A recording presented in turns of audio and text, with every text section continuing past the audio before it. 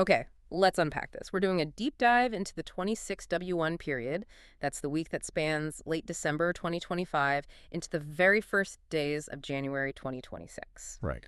And if you were like most people, just getting back to work, catching up on emails, you probably felt like the world was sort of on pause. Exactly. The news cycle felt slow. Markets weren't doing much. But that assumption, the idea that the world takes a holiday break, that's precisely what the sources we're looking at really challenge. They do. Uh, This wasn't a week of big, flashy headlines. huh. Not at all. It was a week where the fundamental rules of the game were being rewritten just under the surface. And that's our mission for this deep dive, to figure out why this apparently quiet week was actually a moment of huge structural change. We're not so much focused on the events themselves, but on the friction they created. The structural tension. That's the key. We're using a specific framework here, sometimes called MGF GOA in the sources, and its whole purpose is to locate that tension. It's like an X-ray for global events. That's a great way to put it. It's not about predicting the future. It's about seeing where the stress points are building up right now. And what this X-ray from 26W1 showed was a massive imbalance.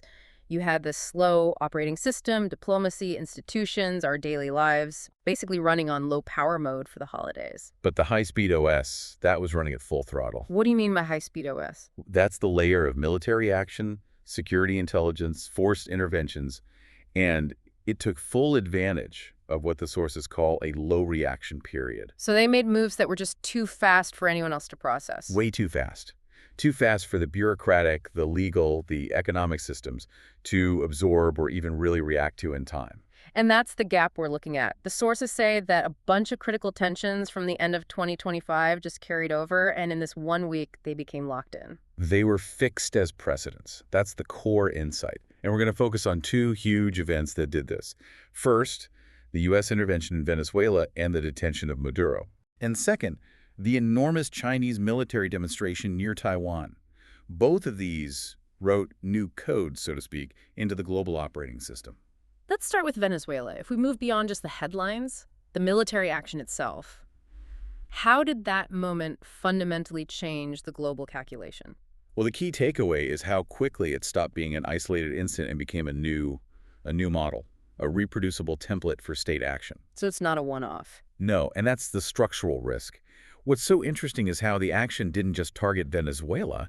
It activated multiple global fault lines all at once. Oil and resources, obviously, but the much deeper shift was in the idea of international order. You mean national sovereignty? Precisely. The old norms around sovereignty. But hold on, saying sovereignty violation is no longer taboo. Doesn't that just ignore decades of international law designed to prevent exactly this kind of thing? That's a fair point, but the analysis isn't looking at aspirations. It's looking at behavior. The sources argue that, look, whether it was legal or not, it happened. And because it happened, it is now treated as a usable choice in the toolkit of other states. A usable choice. Yeah. The new condition that's been written into the political OS is that violating sovereignty is possible. You can do it as long as you can sell a powerful enough story, a security threat, stabilizing resources, a humanitarian crisis. The taboo isn't gone, but the price to break it just dropped dramatically. And that connects right back to the speed mismatch you mentioned earlier. Absolutely. We call that structural shear. Yeah. You've got the military OS running at max velocity, a 48-hour operation, let's say. Right. But it's dragging the international law layer behind it, which moves at, what, a medium speed? Yeah. Maybe 6 months to get major bodies to convene. And then you have public opinion, which is low speed, taking years to form a consensus. So there's this huge gap, the 6-month window where the action is already a fact on the ground, and that's where the precedent sets like concrete. It becomes permanent, yes. Yes. And the global response in that window, it was basically silence. You didn't see major powers, even those who normally oppose this stuff, coming out and strongly condemning it. And that's the concept of calcification in action. It's the rational choice to just stay quiet. Why is that rational? Think about it. If you strongly condemn it, you're tying your own hands in the future. What if you have a destabilized neighbor or a resource crisis in your own backyard?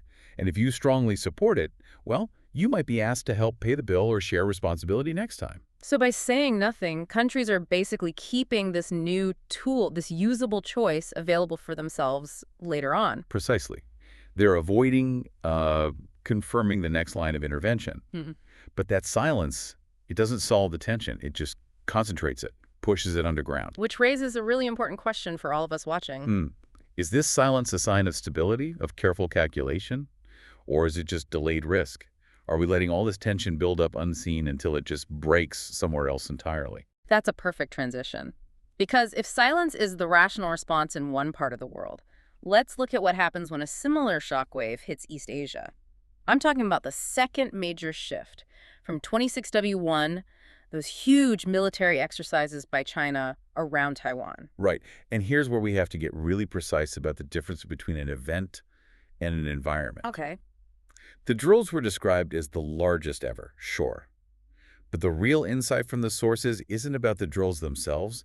It's about what happened after they ended. Which was what? What was the post-exercise status? They maintained a high state of alert, and that one decision pushed the military pressure from being an acute, temporary crisis, an event you can track on a timeline, to being a constant environmental condition. It's like the weather changing permanently. It's exactly like that. Yeah. Imagine the air quality in your city going from being smoggy once in a while to just being hazardous every single day. The entire cost of living and doing business changes. So it's no longer about 1 week of maneuvers. It's about the ongoing cost of shipping, insurance, travel, everything in this new high-risk environment. And we see that velocity mismatch pop up again. The military OS is now fixed in high gear. Yeah. But that speed is just fundamentally incompatible with the reaction speed of corporations trying to manage global supply chains or neighboring countries trying to adjust. That normalization, the idea of a high alert becoming background noise, that sounds incredibly unstable even if people stop talking about it every day. It's the danger of calcification. Think of it like living near a railroad. The first week, the noise is unbearable. You can't sleep. But after a few months, your brain just filters it out. You stop noticing it. You start noticing the warning signs until the track itself buckles. The more everyone gets used to this constant military pressure, the less they react. And that makes it so much harder to see the next critical threshold, the point where an accident becomes a real possibility. Reaction fatigue is masking the risk. Which I think brings us to what the framework calls a compatibility error. Yes, this is the core conflict between the logic of security and the logic of, well, daily life. They're two different operating systems. Completely different. They're running on incompatible hardware.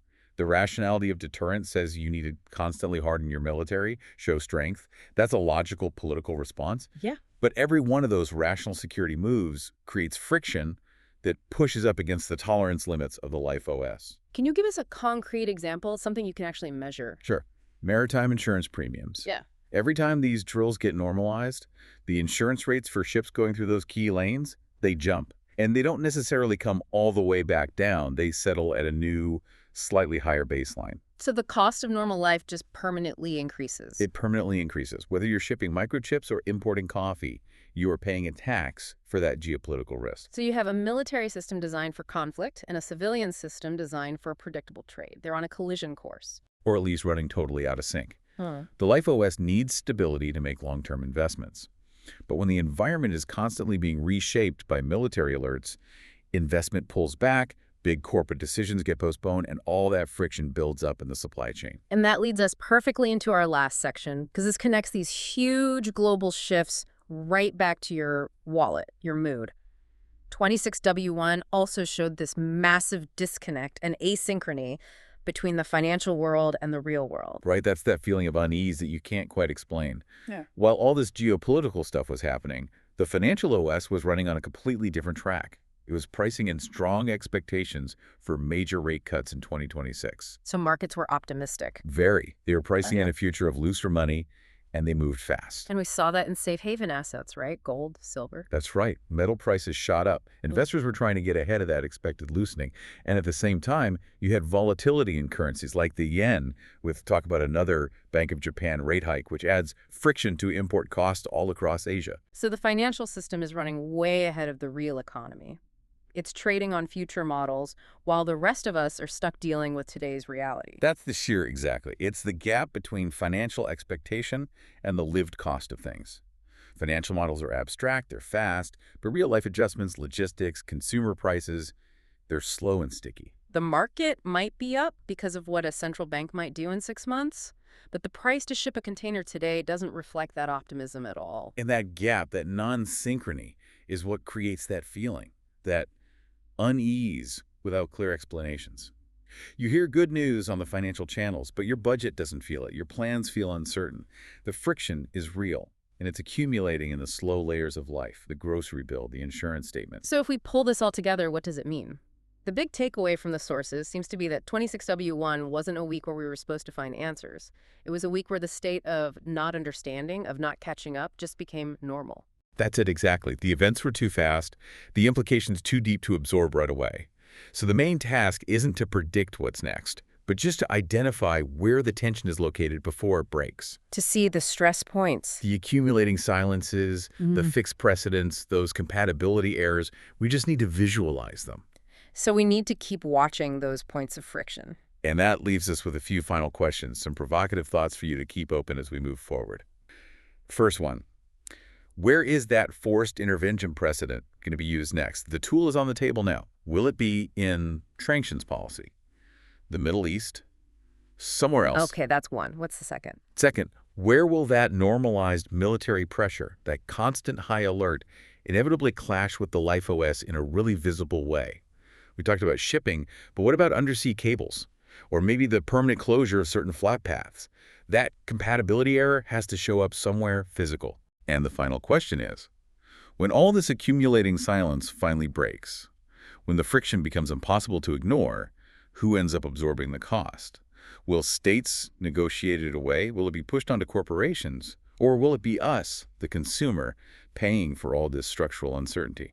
So maybe the job this week wasn't to decide, but just to keep watching, to keep these really hard structural questions open, and to remember that the world's assumptions quietly shifted while a lot of us were still on holiday.